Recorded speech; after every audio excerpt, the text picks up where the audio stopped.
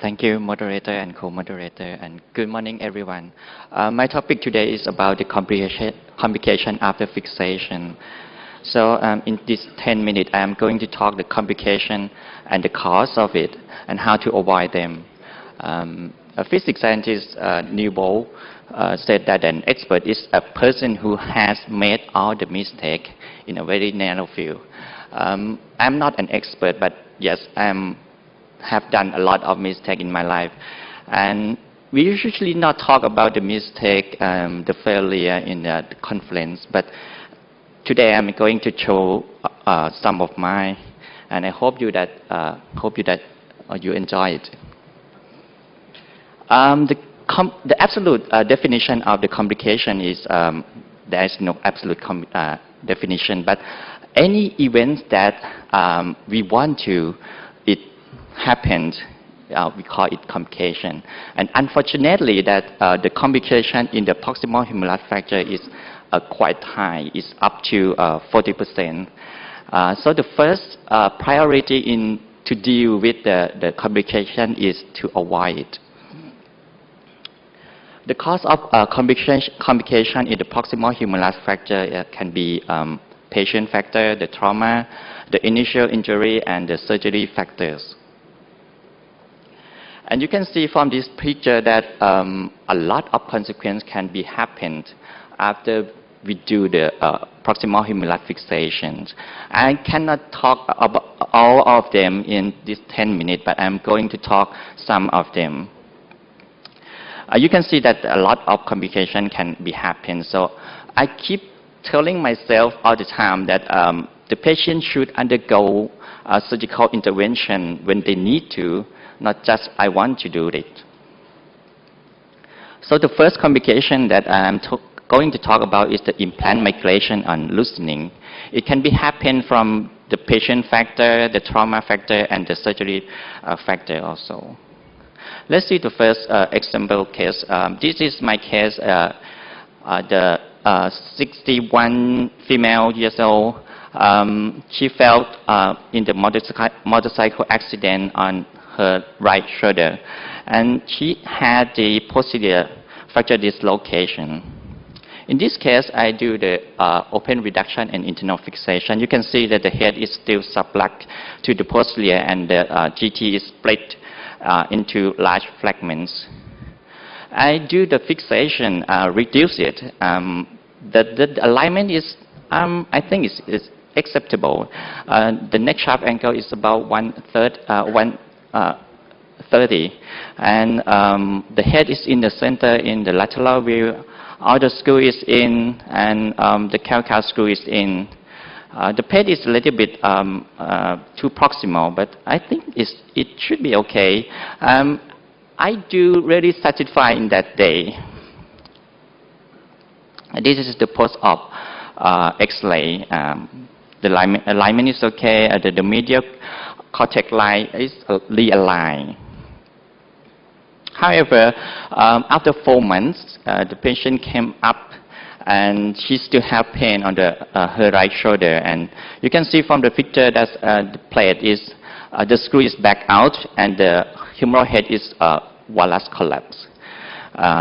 There is some displacement of the humeral head in the lateral view. So what should I do? What can I improve in this patient? I look at the first X-ray, and I think that if I just distalize the plate a little bit, and I put the medial support on the medial side, I thought that I have the medial support on the first X-ray because I realigned the medial cortex, but actually I'm not have the medial support, because on the medial support is the comminution. So that is, it can, although I realign it, but it cannot give any stability, right? So if I distalize the plate a little bit, I can have the more proper position for the calcar screw. So how to enhance the stability? The proper implant choice and position is an important thing. And if you don't have the medial support from the cortex, you should have the medial support from the screw or the bone filling or bone graft. I know that many experts can do the pinning in the proximal humerus with a very good outcome, but we decide to do the pinning in the proximal humerus. I think we should follow the fixation principle carefully and do it in the right way. The bone grafting gives a lot of benefit, as the previous speakers said, and it can prevent the villus collapse also. So after that case, I usually do the bone grafting, fibular bone graft or iliac bone graft in the case like this to prevent the villus collapse. And the villus collapse can come from the quality of reduction also. The poor quality of reduction, if we have the small neck shaft angle less than 1/10 degree, it can increase the failure rate. And if you have the longer screw in the proximal lobe, that might be represent that you have the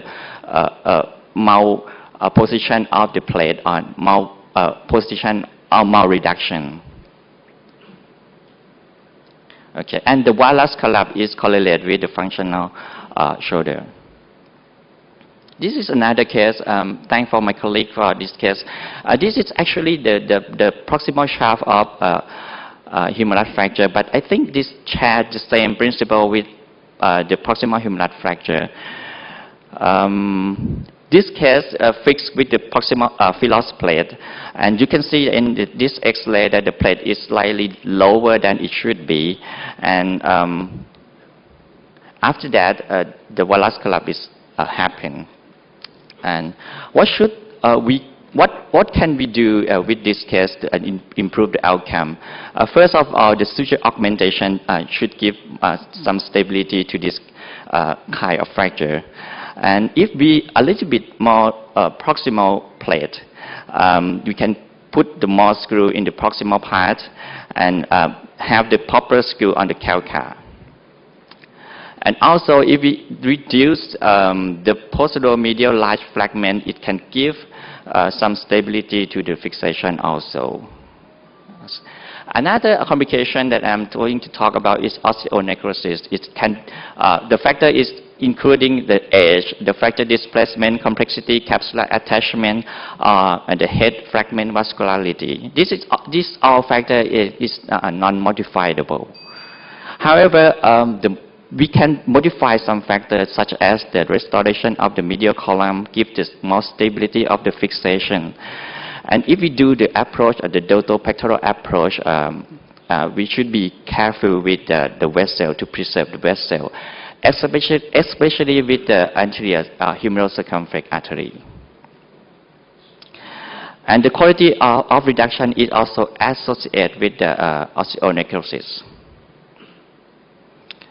However, osteonecrosis, the patient can tolerate well as long as we restore the shape of the proximal humerus and relative of the tuberosity fragment to the collacoacromial arch. Okay. And in unreconstructible in the elderly patient, as Dr. Shanagan said, there is some indication for the arthroplasty. And in the case like this, I prefer to do the arthroplasty in elderly, active, and unreconstructible head to give them the early painful range of motion, and hopefully that they don't need a second operation. Another complication is the shoulder impingement. Shoulder impingement can happen about 5%. Acromion tube is associated with the acromion impingement. However, the most important thing is that the plate position.